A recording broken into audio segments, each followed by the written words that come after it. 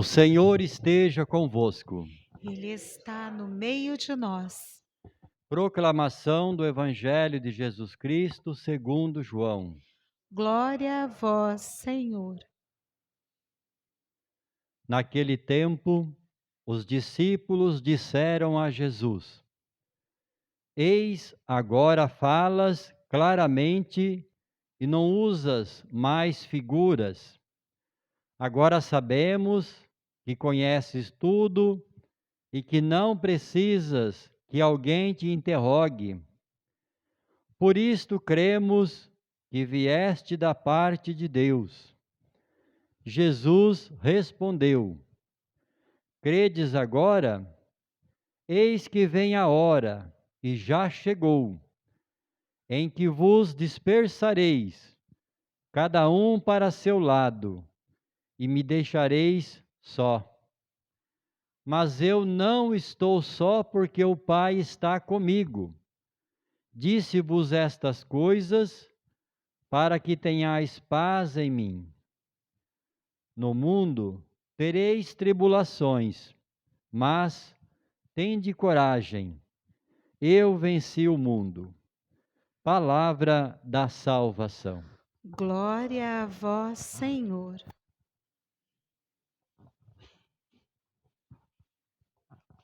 Louvado seja nosso Senhor Jesus Cristo. Para sempre seja louvado.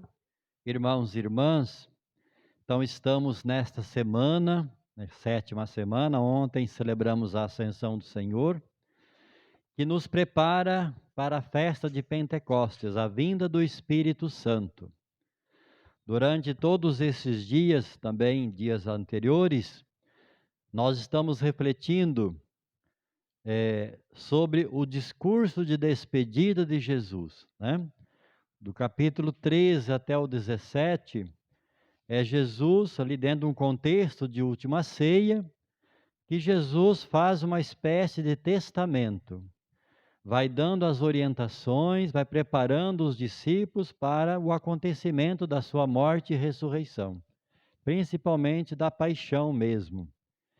E o texto de hoje, justamente quando Jesus está dentro desse contexto de despedida, Jesus sabe que a fé dos discípulos, a fé que ele despertou nos discípulos, é uma fé ainda muito limitada, porque o mais difícil está por vir, que é fazer a experiência da paixão, da cruz, né, da morte, dessa tragédia. Então os discípulos, Jesus sabe que são humanos e que eles estão fazendo este caminho, mas no momento mesmo da hora, eles se dispersarão, porque eles mesmos afirmam que agora eles conhecem mais Jesus, porque Jesus não usa mais de figura, conhecem que ele vem de Deus e eles creem nele, só que ainda esta fé será abalada. Então não é que Jesus joga-se um balde de água fria, né? Não, mas Jesus os previne que ainda precisam mesmo de fazer esta experiência. Quando ele diz, credes agora? Eis que vem a hora, e já chegou. É a hora da cruz, é a hora da entrega, né? E aí Jesus descreve eh, que eles vão se dispersar. E foi fato, quando Jesus foi condenado à morte, os discípulos se dispersaram.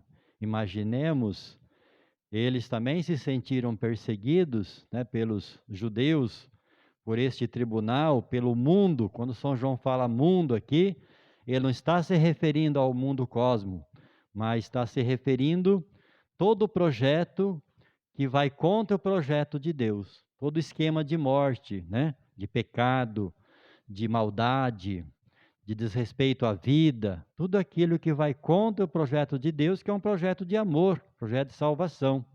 Então, quando ele diz, eis que vem a hora e já chegou, em que vos dispersareis, cada um para seu lado, e me deixareis só. Jesus se sentiu só, olhando esse lado humano, mas Jesus, ao mesmo tempo, mostra para eles que ele está em comunhão com o Pai. E qual é a consciência de Jesus? A consciência é fazer a vontade do Pai, né? Então Jesus foi fiel até as últimas consequências. Ele podia ter se acovardado, mas ele foi fiel até as últimas consequências. E aí então, é neste momento que eles serão mais provados. E ele diz, encerrando assim, né? No mundo tereis tribulações, mas tende coragem, eu venci o mundo, né? Então a palavra para nós, quem é que não passa por tribulações? Seja em nível pessoal, de família, de comunidade, de sociedade. Vivemos tantas tribulações, mas a nossa fé, nosso ser cristão é que faz a diferença, né? Nós sabemos que o nosso olhar, o nosso modo de nos comportar, a nossa fé não pode ficar só naquilo que é sociológico, aquilo que é visível, vai além, porque esse Espírito que Jesus promete, que nós vamos celebrar, foi o que sustentou Jesus na sua caminhada e que vai depois sustentar e vai iluminar a vida da igreja destes apóstolos.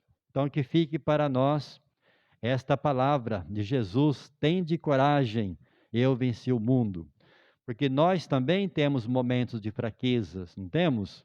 Muitas vezes de desânimo, muitas vezes até de dúvida, mas nós precisamos sempre a nossa oração, a nossa reflexão. Como diz o Paulo apóstolo, eu sei em quem apostei a minha vida. E aí a gente retoma sempre por meio da nossa reflexão, da nossa oração. E a carta, aliás, a leitura dos Atos dos Apóstolos já narra para nós a ação da igreja, né? Se você quer conhecer bem como que foi a igreja primitiva, é fazer uma boa leitura dos Atos dos Apóstolos. Então aqui, alguns que já se consideravam discípulos, né, de Cristo, desta mensagem de salvação, da Boa Nova, só que ainda, imaginemos no começo, né, até ter a clareza da elaboração da teologia, eles já se sentiam discípulos desse caminho, porque chamava de caminho, mas quando Paulo pergunta, mesmo Apolo que estava em Corinto, quando ele foi depois, Mileto, aliás, depois quando Paulo foi para Éfeso, vocês receberam o Espírito Santo? O que eles responderam? Nós nem ouvimos falar do Espírito Santo, né? Mas então que batismo receberam? O batismo de João. O batismo de João era um batismo de preparação, era apenas de penitência, de acolhida do Messias. E aí então eles receberam o batismo, né, por meio de Paulo. É a ação da igreja. Então a igreja, ela caminha e a igreja se coloca a serviço para anunciar e testemunhar a mensagem de salvação que nós celebramos ontem, né?